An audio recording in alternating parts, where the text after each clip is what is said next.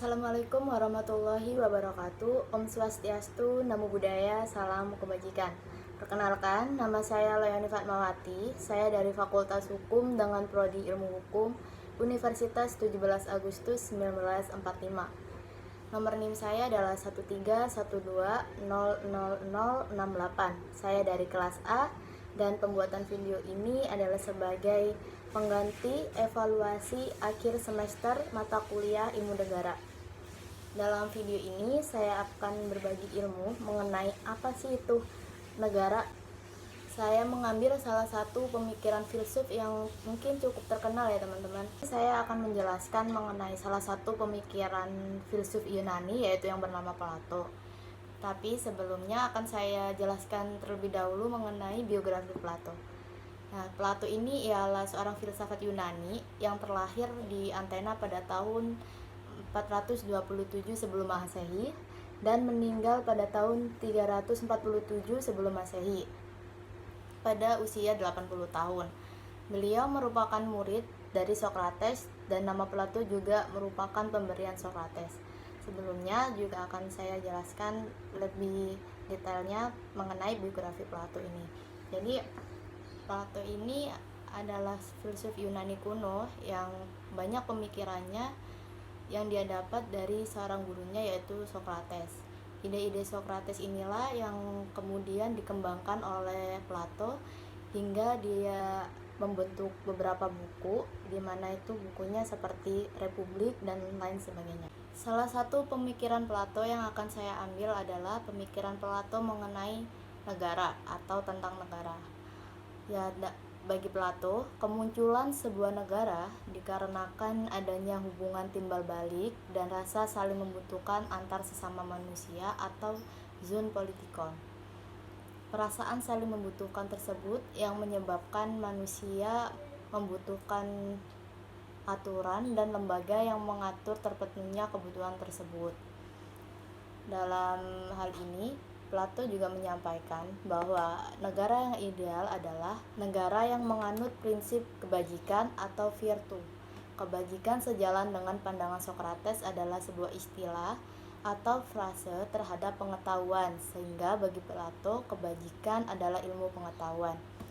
Sesuai dengan apa yang telah saya sampaikan sebelumnya, bahwa banyak pemikiran Plato ini yang dia ambil dari ide-ide seorang gurunya yang bernama Socrates tersebut.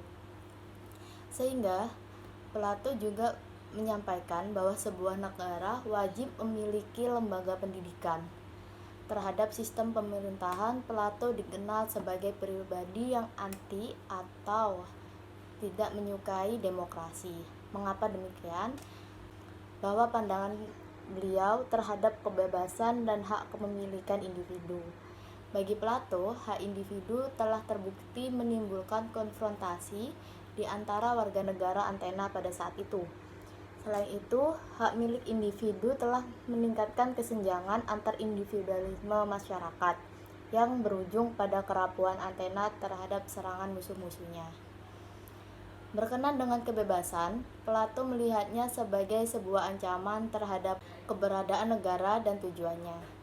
Kebebasan sebuah demokrasi berubah menjadi negara tirani dan selanjutnya menjadi negara oligarki. Oleh karena itu, baginya negara wajib mengontrol segala peri kehidupan warga negaranya. Kebebasan menurutnya hanya akan membawa negara ke dalam kehancuran. Kebebasan seringkali dijadikan alasan terhadap segala tindakan kesewenangan penguasa terhadap rakyatnya. Kebebasan pula lah yang menyebabkan rakyat dapat dengan mudah bergerak dalam konfrontasi karena merasa memiliki kebebasan melakukan apapun. Tanggapan saya mengenai isi pemikiran Plato tentang negara adalah saya cukup setuju apabila Plato mengatakan bahwa negara ini ada karena hubungan timbal balik dan rasa saling membutuhkan. Memang benar bahwa negara itu bisa timbul karena adanya rasa saling membutuhkan antar manusia, baik itu seperti kita pada sesama masyarakat atau kita terhadap pemerintah dan lain sebagainya. Karena memang sejatinya manusia tetaplah makhluk yang sosial, dan dengan begitu perasaan saling membutuhkan tersebut manusia dapat membutuhkan aturan atau lembaga yang dapat mengawasi terpenuhinya kebutuhan manusia ini. Berkenan dengan negara ideal yang telah disampaikan oleh Plato, saya sangat setuju bahwa memang di dalam suatu negara pendidikan itu sangat penting, karena pendidikan jugalah yang akan membawa masyarakat ini untuk maju menjadi suatu manusia yang lebih baik. Dan negara yang ideal cukup butuh pendidikan atau lembaga pendidikan bagi setiap masyarakatnya. Mengenai kebebasan, saya cukup setuju dengan pendapat Plato bahwa kebebasan itu terkadang sangat berdampak buruk, karena seringkali kebebasan itu dijadikan alasan dari segala bentuk tindakan kewenangan, baik oleh pemerintah atau bagi masyarakat itu sendiri. Dan demokrasi inilah yang menyebabkan manusia itu mudah bergerak dalam konfrontasi karena merasa memiliki kebebasan melakukan apapun. Hal itu cukup berdampak negatif bagi sebuah negara. Jadi bagi saya cukup setuju dengan pendapat Plato mengenai alasan beliau tidak berkenan atau kurang menyetujui akan demokrasi.